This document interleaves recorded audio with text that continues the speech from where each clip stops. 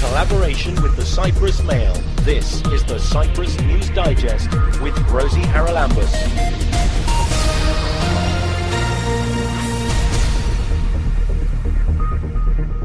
Coming up this week, European development goals in the Middle East and North Africa. So it's important for the European Union using soft power, okay? European Union is not about imposing things, it's not about might, it's not about power, it's not about military, it's about finding the appropriate tools that will yield results. Do Europeans understand the dynamics of politics in the MENA region? The other issue was tribalism, that, some countries in the Middle East, like Libya, like Saudi Arabia, like Iraq, like Yemen, and these are tribal countries.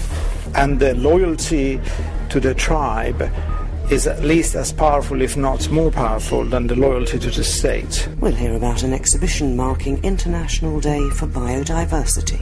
Mankind, with all his technical progress, has not learned to manage his environment in ways that can be sustained into the future, that what he is doing is using technology not for purposes of creating ways that work, but using technology to create short-term advantages and short-term profits. And the Cyprus Contemporary Dance Festival. The audience of Nicosia always says, we want more. So it's very, very positive. And of course, the numbers of the tickets are also increasing, and this is very important for us. A public lecture entitled Greening the Grass South of the Mediterranean, Peace and Security in the Middle East-North Africa region was held earlier this week at the University of Nicosia.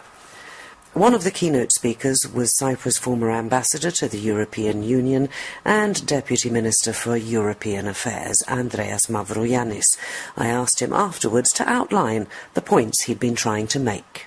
The idea in this conference was to see how we can use the tools that we have as a European Union in order to promote our agenda towards Middle East and North Africa region. And I made an assessment of what happened over the last 20 years, and in the light of recent developments, made an appraisal and some criticism to what went well, what went bad, and what I think is the proper way to address the challenges. Always, having in mind that we are talking here about development. Development in this part of the world is not just money, it's not just economic, it's also political, it's social, it's many other things, and above all is having a thriving civil society that will shape their future and get ownership of their countries and of the future of their countries. This is the challenge for the European Union when we're talking about the southern shore of the Mediterranean, be it Maghreb, Libya, Egypt, or be it, Middle East, Lebanon, Syria, all the countries that participate in this venture between the European Union and this part of the world.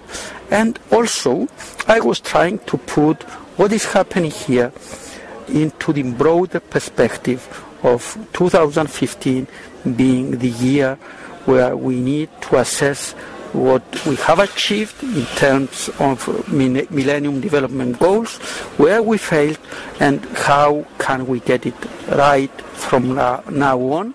And I consider myself that the answer is through more osmosis, more synergy, more cooperation at all levels. It means between governments and business, between banks and financial institutions, between charities and other NGOs, and all of us working together, taking into account local realities in order to at last achieve those goals. You did mention something very interesting, and that was that the European Union is one of the biggest funders of development projects in this area, and yet they have very little say in, let's say, policy coming from outside in.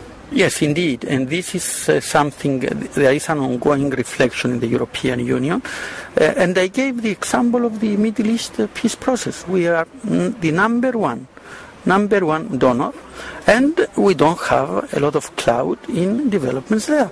The same thing happens in other countries in the southern shore of the Mediterranean, so it's important for the European Union using soft power, okay? European Union is not about imposing things, it's not about might, it's not about power, it's not about military, it's about finding the appropriate tools that will yield results for the benefit of the people on the ground and for the benefit of, the cause of development, which, if successful, will also solve, at least partly, the main problem we are facing in the Union, illegal migration, for instance, and we see what is happening in the Mediterranean now.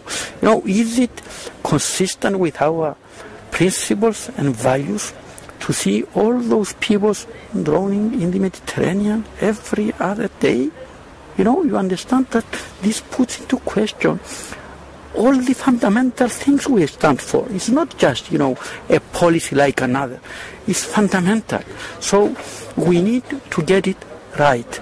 We can not accept everybody to come in Europe, but we need to find a way, not to panic and to deal with the situations. Well, we did have the European Neighbourhood Policy, of course, which was trying to do exactly that for many years, and I'm assuming that that's one of the things you think possibly wasn't as successful as it could be. But another point that was interesting that was raised, and that was the issue of Tunisia, which, following the Arab Spring, is pretty much, we might say, the most successful of the North African countries. And yet, it was mentioned that they have been asking the European Union for funding and getting very little.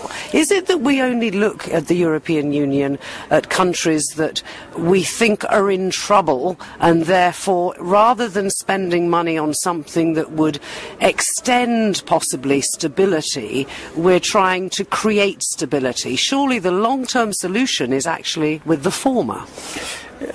Certainly, there is always a problem, but as I was saying in my intervention, there is a discrepancy between the way we are doing business in the European Union and the local needs. I'm not, if you like, convinced that Tunisia has really a problem of getting money from the European Union in the sense that there is no allocation of money.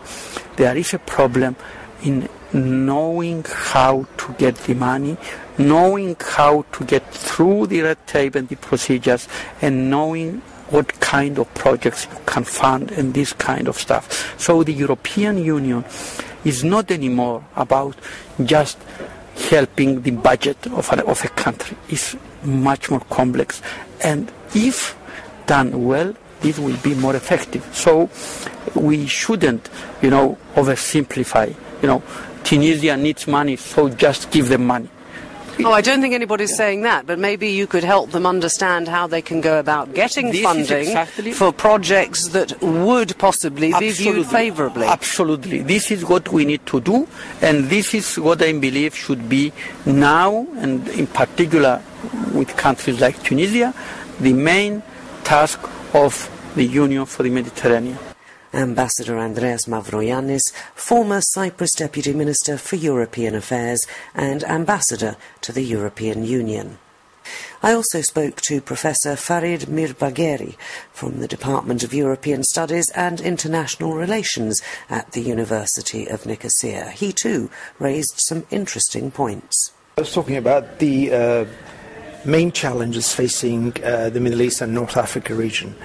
Fundamentalism is one, the other is tribalism, and the other discord and disparity.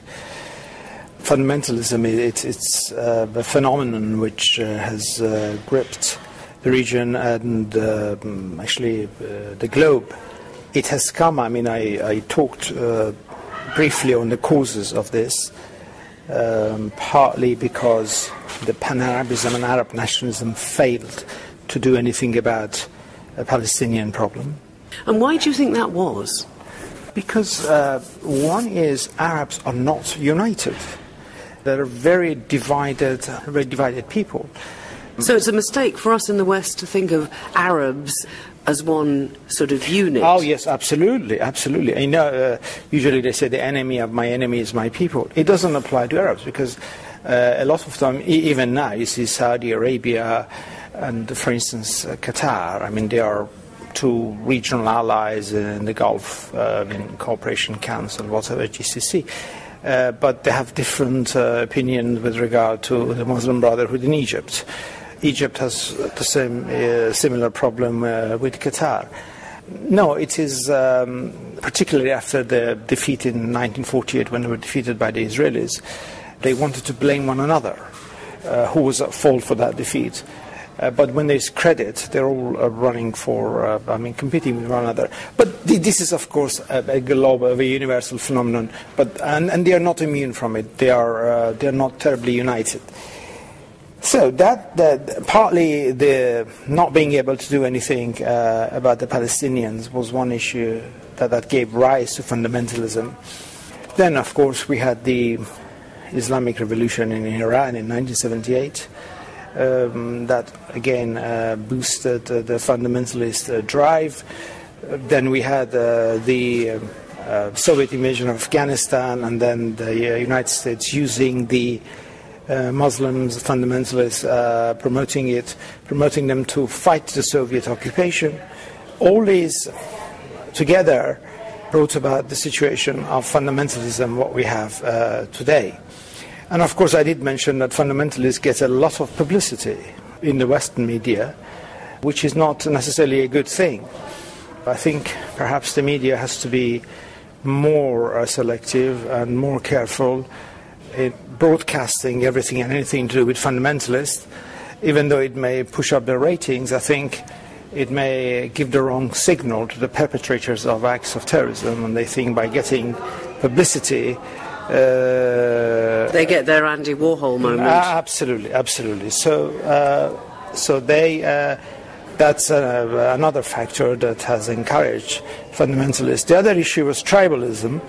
That, I mean, some countries in the Middle East, like Libya, like Saudi Arabia, like Iraq, like Yemen, and these are tribal countries. And the loyalty to the tribe is at least as powerful, if not more powerful, than the loyalty to the state. Does that mean that the West's idea of introducing democracy into the Middle East and North Africa region is actually probably a total non-starter? Yes, it does mean that. Because the Western-style democracy is based on certain pillars, like nationalism, like secularism, like rationalism, like individualism and all that, liberalism. But these are lacking. I mean, we have in a lot of tribal countries in the Middle East, we have tribalism and religiosity.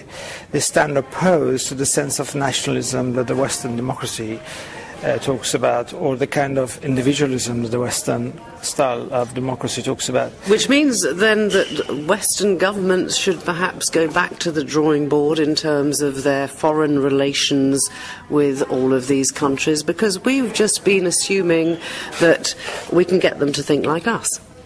Absolutely, I think you're quite right. The analogy I use is this, that even though we are all human beings and equally human, but your blood type may not match my blood type, and if I give you my blood, I may send you into shock or trauma. So even though we are all human, it doesn't mean our blood has to be the same, and even the blood is the prerequisite for life, physical life.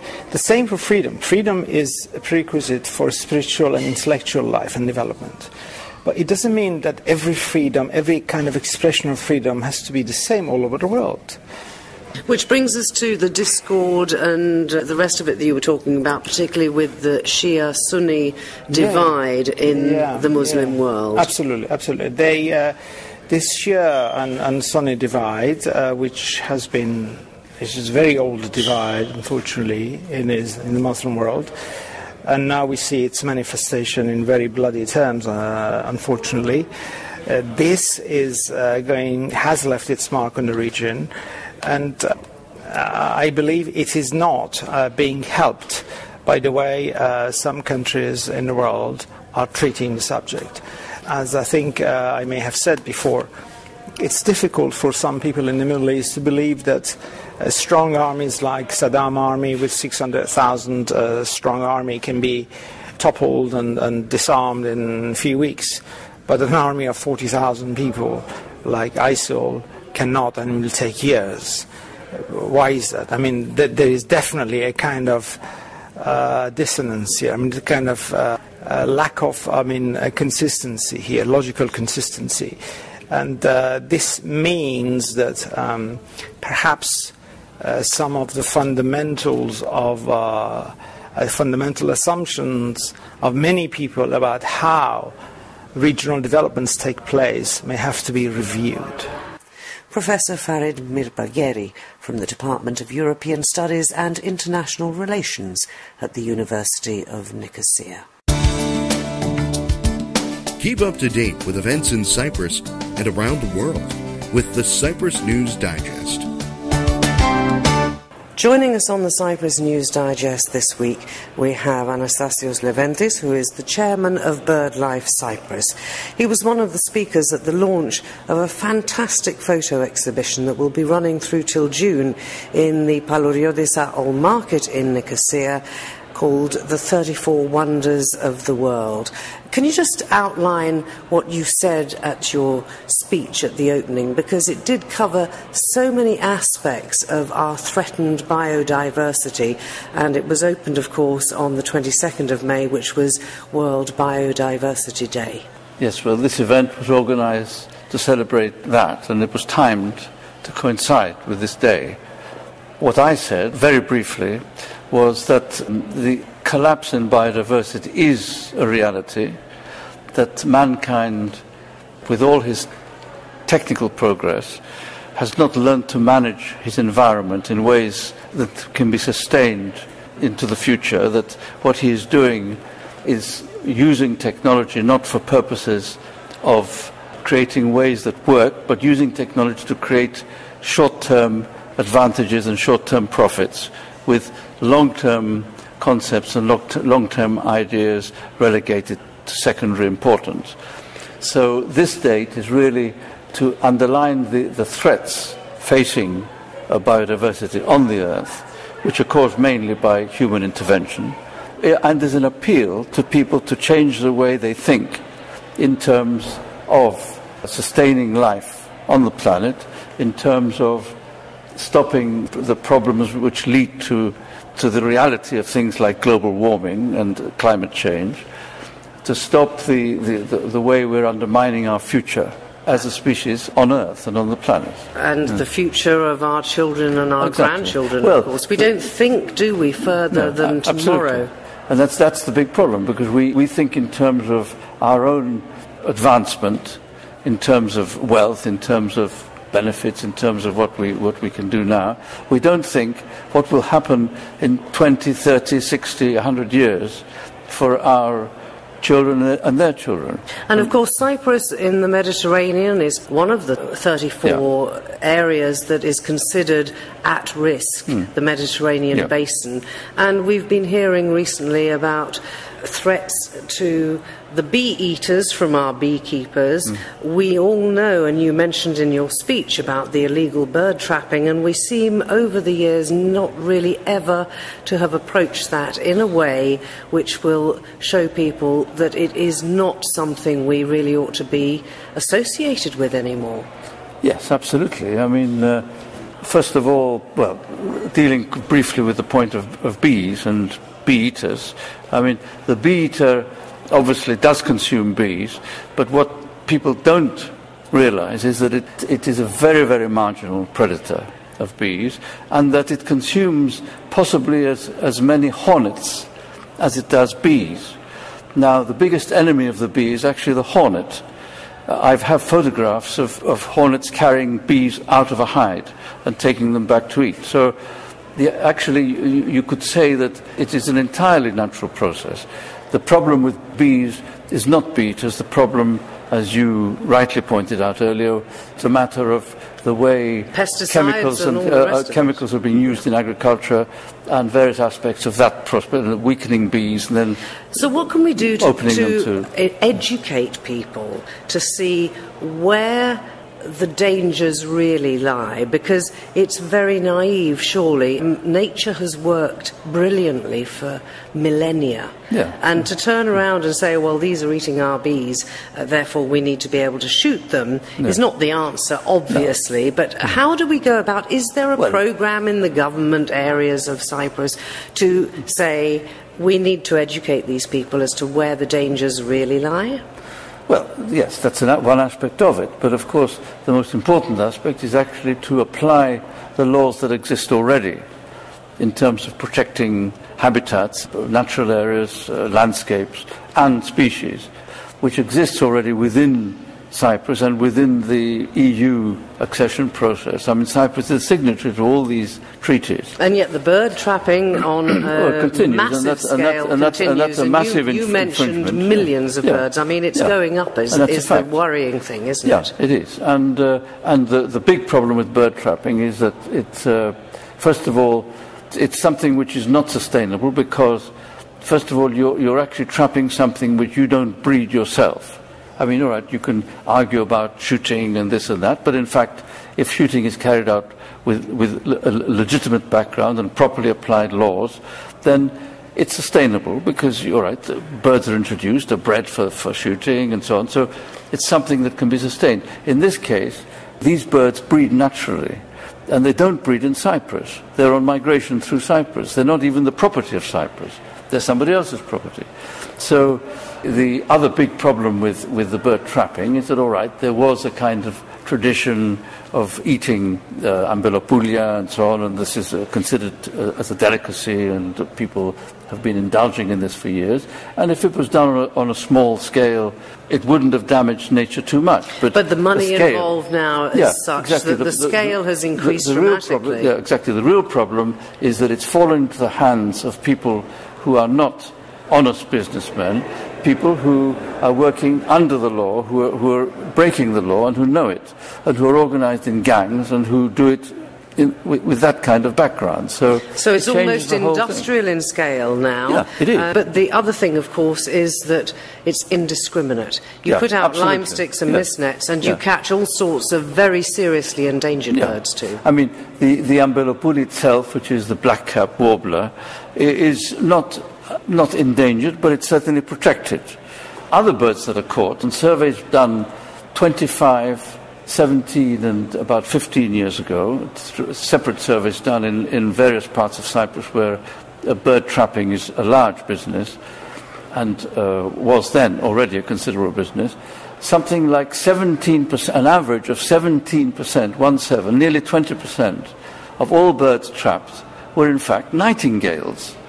They weren't black-cap warblers or other warblers or sparrows or common birds. They were birds which are on the verge of becoming endangered now, in much of Western Europe at least. And people don't realize that you're eating and owls and all the others. I mean, they just get chucked away, don't they? They just throw them out. Yeah. But going back, I think it would perhaps affect the people who consume ambelopoulia. Maybe they should think next time that it's possible that they're in fact eating aidonia and not ambelopoulia, nightingales, not black-cap warblers. Well, we have to and keep everybody knows them, the image of the nightingale. I mean, is that the thing you really want to be associated with? So I'll leave that thought with people who consume ambelopoulia today. And that is Anastasios Leventis, who is the chairman of BirdLife Cyprus, talking there at the launch of the exhibition organised by BirdLife Cyprus in conjunction with several very big names in France. And it will be running at the Paluriodissa Old Market right through until the end of June. You can subscribe to the Cyprus News Digest on iTunes for free and get the program downloaded to your phone or tablet so you can listen anytime, anywhere. For 17 years, a festival of dance entitled the European Contemporary Dance Festival has been taking place here in Cyprus. It's had huge success, but this year the name changes. It now becomes the Cyprus Contemporary Dance Festival. I wonder why. I've invited from the Cultural Services of the Ministry of Education and Culture, Georgia Hoplaru, to talk to me. She's one of the cultural officers very much involved in the dance platform and indeed the Contemporary Dance Festival. So Georgia, why the name change? Well, actually, we thought about the change since last year because we really wanted to broaden a little bit the perspective of the festival and reach countries of the wider region, and especially the southeastern Mediterranean region. We've tried, except from Israel, of course, that it's been participating in the festival for the last 4 or 5 years. The effort this year was to invite groups from Lebanon and from Palestine. Of course, our efforts did not, came out because we had some technical problems, but we will still try it for next year. This is the first reason. Now, the second reason, Rosie, was that the adjective European was included in the title of the festival during the 5 or 7 years before the accession of Cyprus in the EU. So we really wanted to emphasize on that aspect and invite dance groups only from EU member states.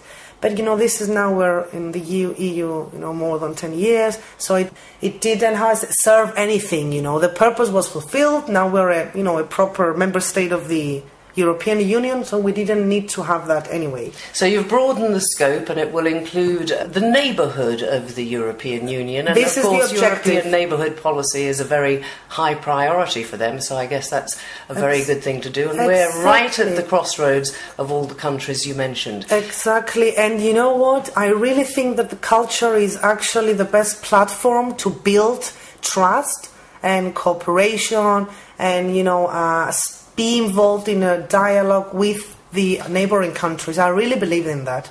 So who have you got coming this year? This year's program is quite interesting.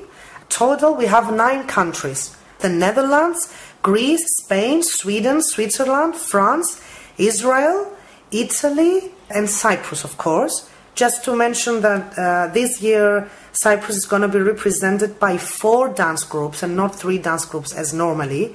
They are chosen from the platform, which is taking place every March at Rialto Theatre again. And I also want to put emphasis on the dance group by Greece. It is an extraordinary dance piece, actually.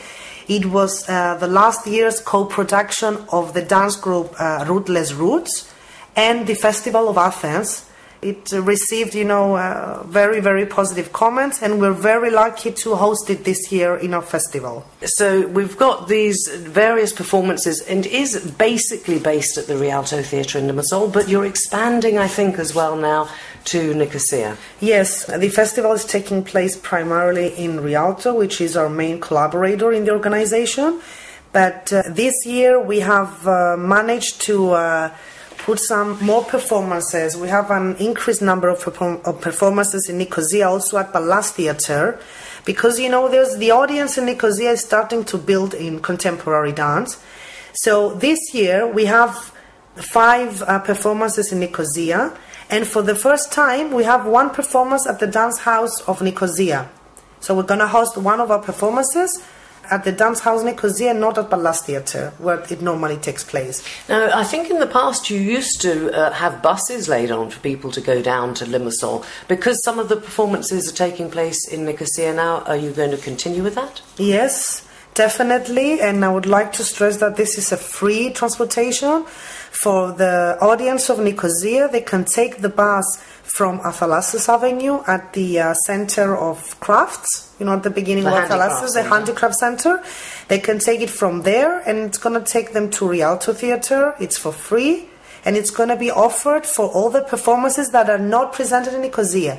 And the same thing will happen for Limassol, for the Limassol audience, because we have 2 performances that are presented only in Nicosia. So the audience of Limassol can take a bus from near the Rialto Theatre, and they can come in Nicosia for free to see the performances. And I'm sure that all of this is on a website somewhere, so people can see details of individual performances and groups, and also maybe buy tickets online? Yes, of course. All the details, all the information of the festival are the Rialto website and the Cultural Services website, of course. It's www.rialto.com.cy. There's a direct line 77777745, and of course they can get their tickets online or for €5, Rosie, each performance. And also we offer the card of the entire festival, which only costs €20. So you can have the card and you can, watch whatever performance whenever you want in Limassol or Nicosia. And it's free for pupils, students, soldiers, pensioners, and dance professionals, of course. They get the feedback that you've had over the years, Georgia, because we've spoken many times about this. Do you get feedback from the audiences? Do they come up with suggestions? Certainly the love of contemporary dance is growing in Cyprus. It's growing and it's flourishing, and this is, something very optimistic for us that keeps us go on. We get feedback, of course, and people keep asking even for more diversity, Rosie. For instance, in Limassol especially, the feedback we get from people is like, why don't you invite also contemporary dance groups from Russia? Because Russia is always identified with the classical ballet, classical dance, etc. Or the audience of Nicosia always says, we want more. So it's very, very positive. And of course, the numbers of the tickets are also increasing, and this is very important for us because the financial situation and all the difficulties that the public sector is facing these last years, it's very encouraging to see that at least we invest some money and it goes back to the people. They actually get a cultural product of high quality and in low price. Well, that is Iuria Hoplaru talking to us about the Cyprus Contemporary Dance Festival. It kicks off on June the 1st.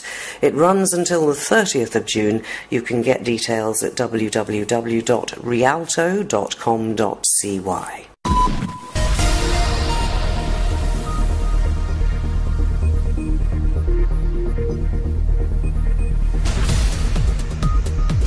Well, that about wraps up this edition of the Cyprus News Digest. Many thanks for your company. Hope you'll join me next week. Till we meet again, take care and God bless. Bye-bye now.